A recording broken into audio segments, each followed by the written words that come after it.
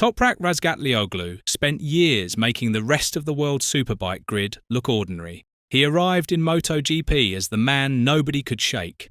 And right now, he is stuck behind riders he can catch but never pass, openly saying he is demotivated. The paddock has a tidy explanation ready. He is a rookie. He needs time. Give him a season and the superbike magic will translate. But look at how he actually rides, corner after corner, and that comfortable story falls apart. So why can a rider this good follow anyone through a corner and still never make the pass? And what if the thing holding him back was never Toprak at all? This is not the story of one frustrated rider having a rough first year. Toprak's struggle is the first clean reading we have of where this entire sport is heading. MotoGP has already decided to tear up its own rulebook for 2027. Smaller engines, smaller wings, a complete reset sold to fans as the cure for boring, processional racing. And the rider feeling the sharp edge of all of it first is the one everybody is busy calling a slow learner. The problem is not that Toprak cannot go fast. The problem is what happens the moment he catches someone. Here is what is actually happening on track. And it is not what the headlines describe. Toprak can hang on to almost anyone through the corners. His braking, his lean, his entry speed, all of it is there. The superbike craft did translate. Then the bike straightens up, the throttle hits the stop, and he watches the gap he just closed open right back up. He catches them in the twisty part. He loses them the second the road goes straight. That is backwards from how a rookie normally struggles. A rider adapting to MotoGP usually lacks corner confidence and leans on raw engine power to hide it. Toprak has the corner confidence. What he does not have is anything to do with it once he is close enough to attack. In Austin, he spent almost the whole race locked behind Fabio Quartararo, a fellow Yamaha rider on the same machine, and could only force his way through in the closing laps. Once Fabio's tyres gave out, he finished as the top Yamaha, and that is the tell. The riders he simply could not touch were the ones on other badges, gone the instant the track went straight, when the only machine you can stay ahead of is your own. The alibi about adaptation quietly dies. Listen to how Toprak described that race afterward, because he did not hide from it. "I was trying to pass Fabio," he said, "but Fabio was really strong." He talked about his front tyre locking under braking while the bike ahead refused to let him close. This is a rider who built his name on impossible last corner lunges that made superbike fans gasp. Now he describes himself as a passenger in the one phase of a lap he used to own. The weapon did not leave him. The bike took it away. The ceiling shows up in the cruelest way at the flag. After one of his better races, Toprak looked at the order behind him and said it out loud. "We only have Yamahas on the back," he admitted. Think about what that means. The only riders he can reliably stay ahead of are sitting on the same bike he is. Every machine wearing a different badge is gone the moment it gets a clear straight. That is not a rider being beaten by rivals.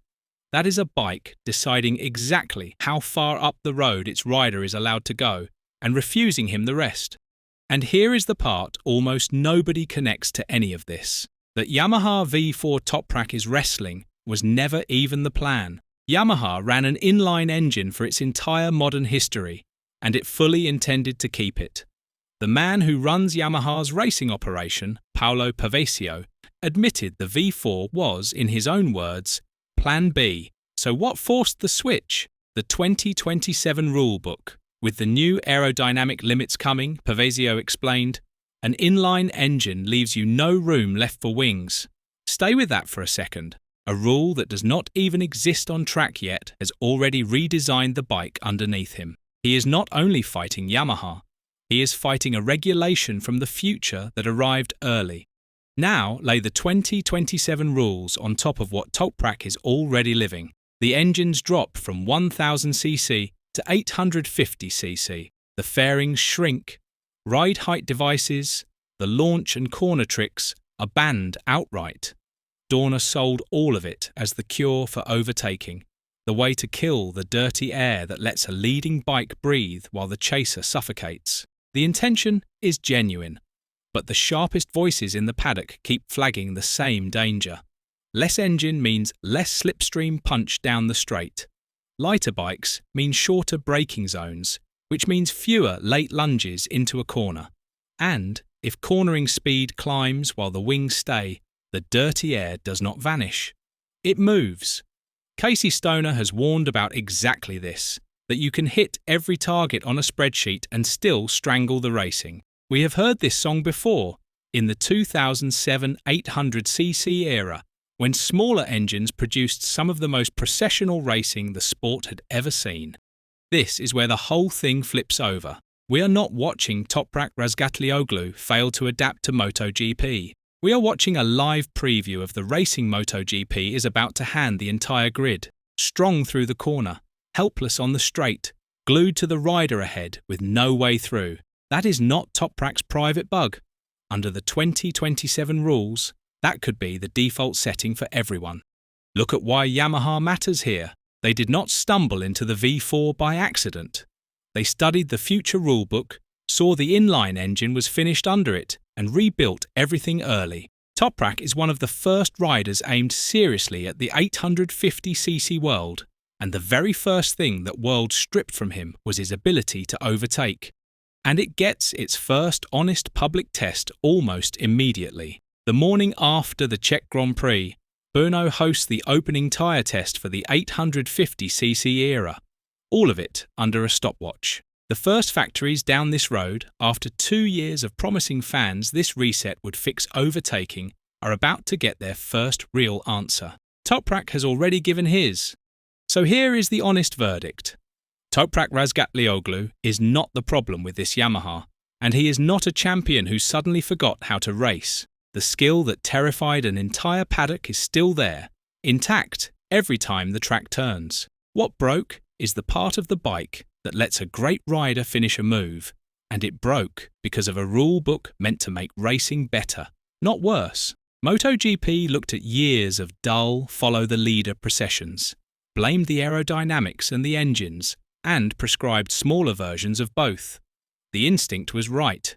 The execution is the gamble. Because if you remove the slipstream, shorten the braking zones, and keep the wings, you do not free the chasing rider. You trap him exactly where Toprak is trapped right now, close enough to taste the win, and powerless to take it. The sport set out to cure processional racing. It may have just built a faster, lighter, far more expensive version of the same disease.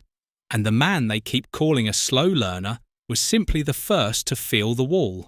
So the real question was never whether Toprak can adapt to MotoGP. It is whether MotoGP just boxed itself into a corner nobody can pass out of. Do you think the 2027 rules fix overtaking or finally kill it? Let us know in the comments below. And once you do that, make sure to click on the video appearing on your screen right now.